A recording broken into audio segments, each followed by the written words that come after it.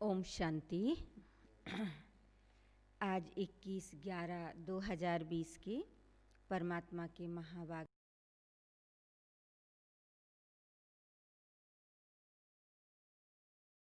संगम युग सर्वोत्तम बनने का शुभ समय है, क्योंकि इसी समय बाप तुम्हें नर से नारायण बनने की पढ़ाई पढ़ाते हैं। क्या कह रहे हैं बाबा? मीठे बच्चे, यह संगम युग सर्वोत्तम बनने का शुभ समय है, क्योंकि इसी समय बाप तुम्हें नर से नारायण बनने की पढ़ाई पढ़ाते हैं। प्रश्न है, तुम बच्चों के पास ऐसी कौन सी नॉलेज है जिसके कारण तुम किसी भी हालत में रो नहीं सकते? तुम बच्चों के पास ऐसी कौन सी नॉलेज है जिसके कारण तुम किसी भी हालत में रो नहीं सकते? ठीक है, उत्तर है, तुम्हारे पास इस बने बनाए ड्रामा की नॉलेज है। क्या है? तुम्हारे पास इस बने बनाए ड्रामा की नॉलेज है। तुम जानते हो इसमें हर आत्मा अपना पार्ट, हर आत्मा का अपना पार्ट है। क्या कह रहे बाबा? तुम जानते हो इसमें हर आत्मा का अपना पार्ट है। बाप हमें सुख का वर्षा दे रहे हैं, फिर हम रो कैसे सकते? परवाह थी पार ब्रह्म में रहने वाले की, वह मिल गया, बाकी क्या चाहिए? बख्तावर बच्चे कभी रोते नहीं हैं, कैसी भी परिस्थिति आ जाए। ठीक है, कैसी भी समस्या आ जाए, बाबा कहते बख्तावर बच्चे कभी भी रोते नहीं हैं। ओम शांति। तो रूहानी बाप बैठ बच्चों को एक बात समझाते हैं। चित्रों में भी ऐसे लिखना है कि त्रिमूर्ति शिव बाबा बच्चों प्रति समझाते हैं। तुम भी किसको समझाते हो तो तुम आत्मा कहेंगे, शिव बाबा ऐसे कहेंगे, यह बाप भी कहेंगे। बाबा तुमको समझाते हैं। यहाँ मनुष्य मनुष्य को नहीं समझाते हैं, लेकिन परमात्मा आत्माओं को समझाते हैं, या आत्मा आत्मा को समझाती है। परमात्मा आत्मा को समझाते हैं या आत्मा आत्मा को समझाती है। ज्ञान सागर तो शिव बाबा ही है और वह है रूहानी बाप। इस समय रूहानी बच्चों को रूहानी बाप से वर्षा मिलता है। जिस्मानी अहंकार यहाँ छोड़ना पड़ता है। इस समय तुमको देही अभिमानी बन बाप को याद करना है। कर्म भी भल करो, धंधा धोरी आदि भल चलाते रहो, बाकी जितना समय मिले अपने को आत्मा समझ बाप को याद करो, तो विकर्म विनाश हो जाएंगे। क्या होगा? बाप को याद करेंगे तो विकर्म विनाश हो जाएंगे। तुम जानते हो शिव बाबा इसमें आया हुआ है, वह सत्य है, चैतन्य है, सतचित आनंद स्वरूप कहते हैं। ब्रह्मा विष्णु शंकर अथवा कोई भी मनुष्य मात्र की यह महिमा नहीं है। ऊंचे ते ऊंच भगवान एक ही है, वह है सुप्रीम सोल। यह ज्ञान भी तुमको सिर्फ इस समय है, फिर कभी मिलता नहीं है। हर 5000 वर्ष बाद बाप आते हैं ना, कल्प में एक ही बार, हर 5000 वर्ष बाद बाप आते हैं। तुमको आत्म अभिमानी बनाए बाप को याद कराने, जिससे तुम तमो प्रधान से सतो प्रधान बनते हो, और कोई उपाय नहीं। भल मनुष्य पुकारते भी हैं कि हे पति पावन आओ, परंतु अर्थ नहीं समझते। पतित पावन सीताराम कहें तो भी ठीक है। तुम सब सीताएं अथवा भक्तियां हो, वह है एक राम भगवान। तुम भक्तों को फल चाहिए भगवान द्वारा। मुक्ति का व जीवन मुक्ति का यह है फल। जीवन मुक्ति का दाता एक ही बाप है। ड्रामा में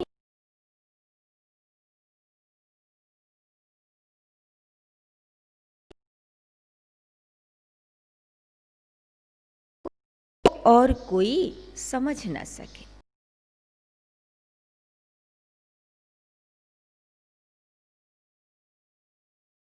तो प्रति समय तुम सर्वोत्तम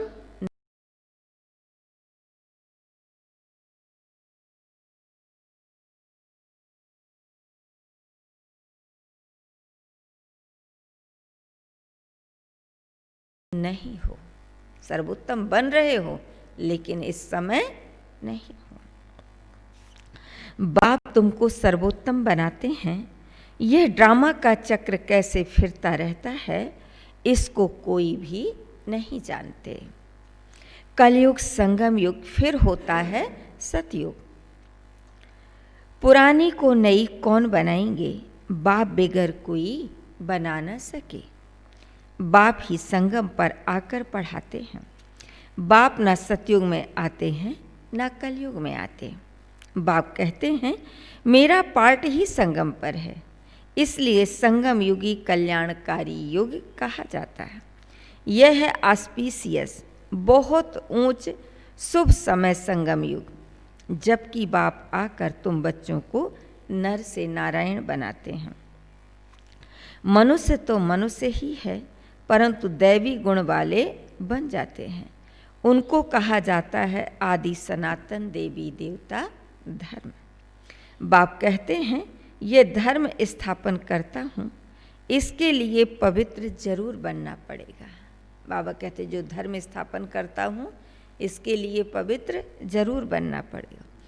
पतित पावन एक ही बाप है, बाकी सब हैं ब्राइड्स भक्तियाँ।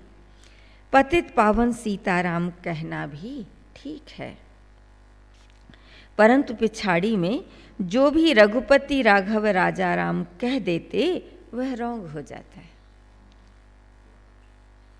पतित के पावन सीताराम ठीक है, तो मनुष्य बिगर अर्थ जो आता है सो बोलते रहते हैं, धुन लगाते रहते हैं। तुम जानते हो चंद्रवंशी धर्म भी अब स्थापन हो रहा है, सूर्यवंशी भी हो रहा है और साथ साथ चंद्रवंशी भी हो रहा है। बाप आकर ब्राह्मण कुल स्थापन करते हैं। इनको डिनाइस्टी नहीं कहेंगे, यह परिवार है। यहाँ न तुम पांडवों की न कौरवों की रजाई है। गीता जिसने पढ़ी होगी उनको यह बातें जल्दी समझ में आएंगी। यह भी गीता, यह भी है गीता। कौन सुनाते हैं? भगवान तुम बच्चों को सुनाते हैं। पहले पहले तो यह समझानी देनी है कि गीता का भगवान कौन। वह कहते हैं कृष्ण भगवान वाच। अब कृष्ण तो होगा सतयुग में और गीता की आवश्यकता अभी है, ठीक है। तो कृष्ण तो होगा सतयुग में, उनमें जो आत्मा है वह तो अविनाशी है। शरीर का ही नाम बदलता है, आत्मा का कभी नाम नहीं बदलता। श्री कृष्ण की आत्मा का शरीर सतयुग में ही होता है, नंबर 1 में वही जाता है। लक्ष्मी नारायण नंबर 1, फिर है 2nd, 3rd, तो उनके मार्क्स भी इतने कम होंगे। यह माला बनती है ना। बाप ने समझाया है रुंड माला भी होती है और रुद्रमाला भी होती है। रुंडमाला भी होती है और रुद्रमाला भी होती है। विष्णु के गले में रुंडमाला दिखाते हैं। तुम बच्चे विष्णुपुरी के मालिक बनते हो नंबरवार। तुम बच्चे विष्णुपुरी के मालिक बनते हो नंबरवार। तो तुम जैसे विष्णु के गले का हार बनते हो, पहले पहले शिव के गले का हार बनते हो, उनको रुद्रमाला कहा जाता है। शिव के गले के हार को रुद्रमाला कहा जाता है। जो जपते हैं, माला पूजी नहीं जाती, सिमरी जाती है, उसका सिमरण होता है। तो माला का दाना वही बनते हैं जो विष्णुपुरी की राजधानी में नंबरवार आते हैं। माला का दाना वही बनते जो विष्णुपुरी की राजधानी में नंबरवार आते हैं। माला में सबसे पहले होता है फूल, फिर युगल दाना। प्रवृत्ति मार्ग है ना, प्रवृत्ति मार्ग शुरू होता है ब्रह्मा सरस्वती और बच्चों से। कैसे शुरुआत होती है, कब से? तो प्रवृत्ति मार्ग शुरू होता है ब्रह्मा सरस्वती और बच्चों से। यही फिर देवता बनते हैं। लक्ष्मी नारायण है फर्स्ट, ऊपर में है फूल शिव बाबा।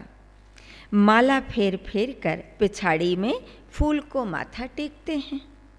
शिव बाबा फूल है जो पुनर्जन्म में नहीं आते हैं, इनमें प्रवेश करते हैं। वही तुमको समझाते हैं इनकी आत्मा तो अपनी है, वह अपना शरीर निर्वाह करती है। उनका काम है सिर्फ ज्ञान देना।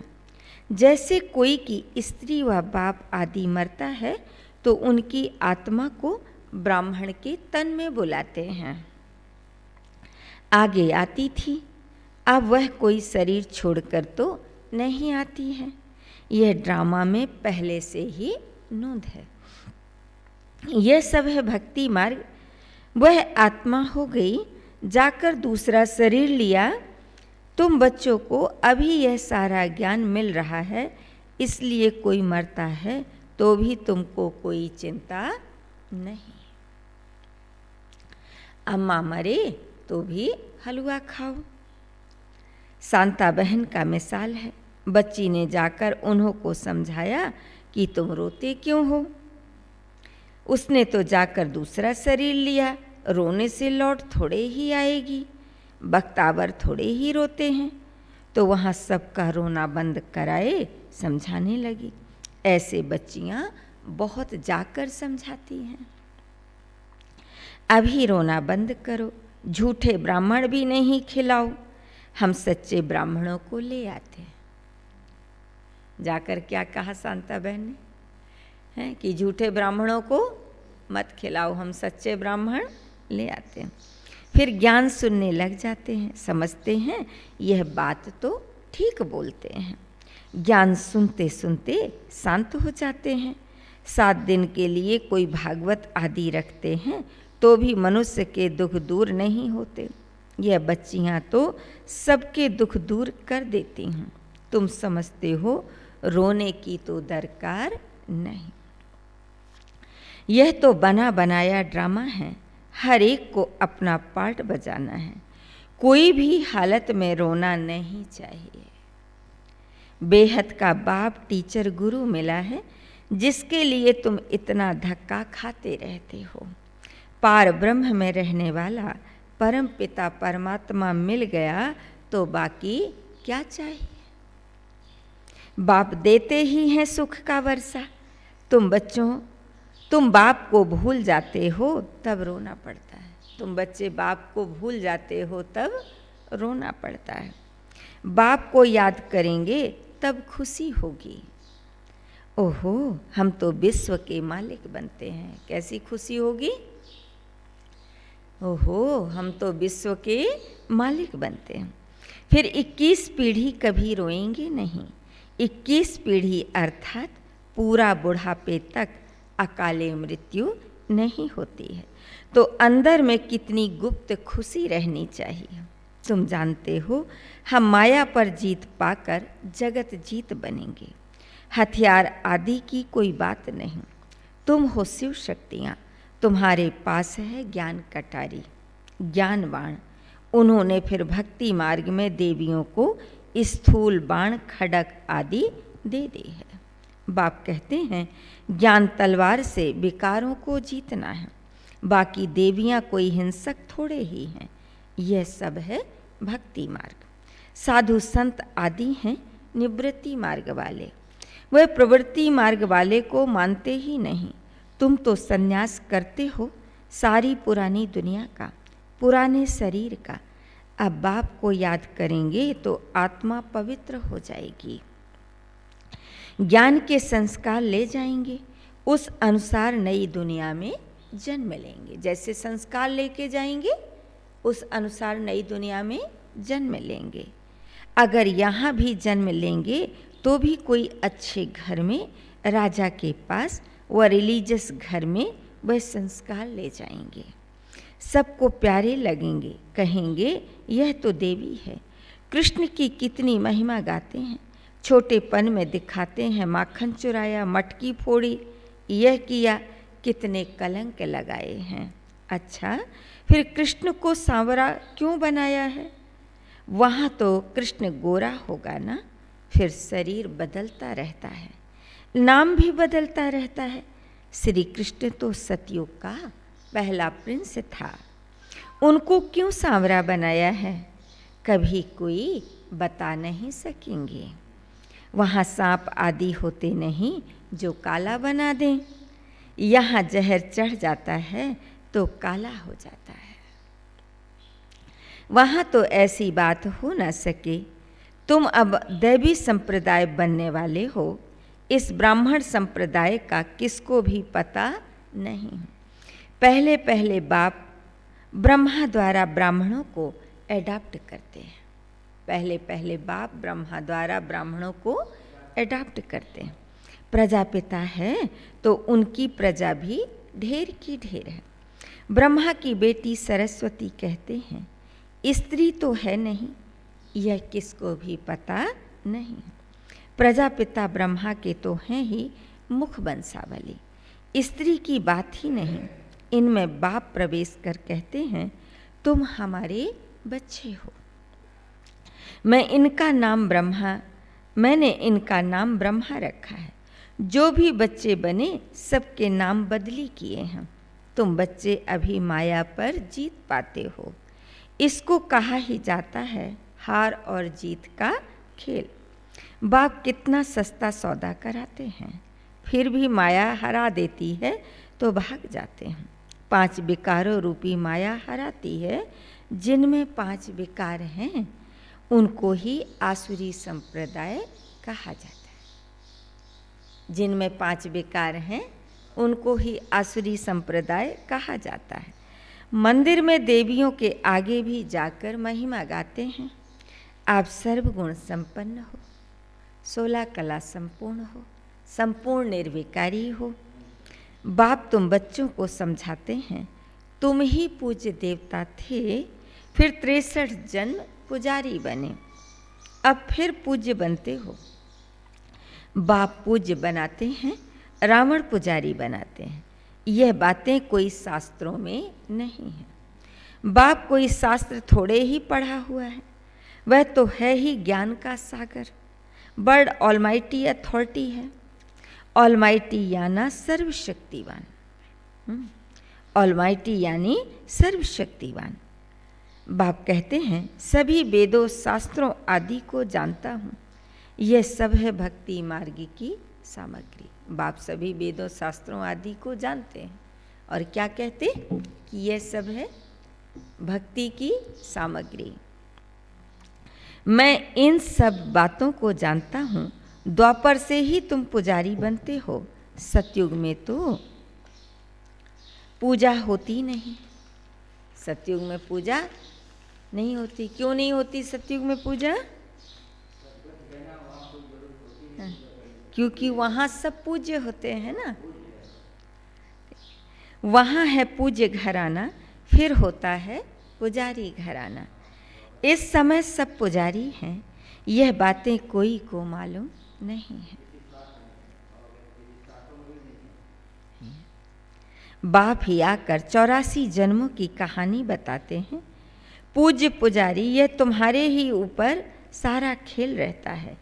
हिंदू धर्म कह देते हैं, वास्तव में तो भारत में आदि सनातन देवी देवता धर्म था, ना कि हिंदू। कितनी बातें समझानी पड़ती हैं। यह पढ़ाई है भी सेकंड की, फिर भी कितना समय लग जाता है। कहते हैं सागर को स्याही बनाओ, सारा जंगल कलम बनाओ, तो भी पूरा हो न सके। अंत तक तुमको ज्ञान सुनाता रहूँगा। तुम इनका किताब कितना बनाएंगे, शुरू में भी बाबा सवेरे सवेरे उठकर लिखते थे, फिर मम्मा सुनाती थीं। घर से लेकर तब से लेकर छपता ही आता है, कितने कागज खलास हुए होंगे। गीता तो एक ही इतनी छोटी है। गीता का लॉकेट भी बनाते हैं। गीता का बहुत प्रभाव है, परंतु गीता ज्ञानदाता को भूल गए हैं। अच्छा, मीठे मीठे सिकिलधे बच्चों प्रति माता पिता बाप दादा का याद प्यार और गुड मॉर्निंग। रूहानी बाप की रूहानी बच्चों को नमस्ते। हम सब रूहानी बच्चों की रूहानी बाप दादा को बहुत बहुत याद प्यार गुड मॉर्निंग और नमस्ते नमस्ते नमस्ते। धारणा के लिए मुख्य सार है।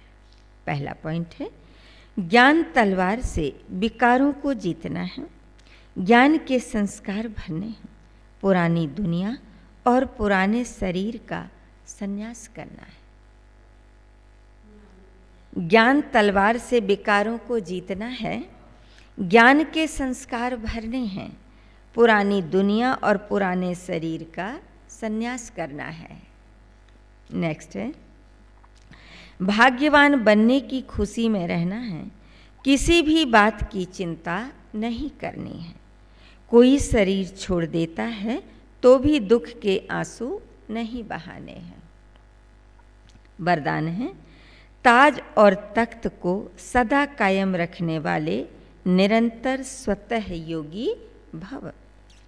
वर्तमान समय बाप द्वारा सभी बच्चों को ताज और तख्त मिलता है। वर्तमान समय बाप द्वारा सभी बच्चों को ताज और तख्त मिलता है। अभी का यह ताज व तख्त अनेक जन्मों के लिए ताज तख्त प्राप्त कराता है। विश्व कल्याण की जिम्मेवारी का ताज और बाप दादा का दिल तख्त सदा कायम रहे तो निरंतर स्वतः योगी बन जाएंगे। उन्हें किसी भी प्रकार की मेहनत करने की बात नहीं, क्योंकि एक तो संबंध समीप का है, दूसरा प्राप्ति अखुट है। जहाँ प्राप्ति होती है वहाँ स्वतः याद होती। जहाँ प्राप्ति होती है वहाँ स्वतः याद होती है। स्लोगन है, प्लेन बुद्धि से प्लेन को प्रैक्टिकल में लाओ तो सफलता समाई हुई है। प्लेन बुद्धि से प्लेन को प्रैक्टिकल में लाओ तो सफलता समाई हुई है। अच्छा, ओम शांति।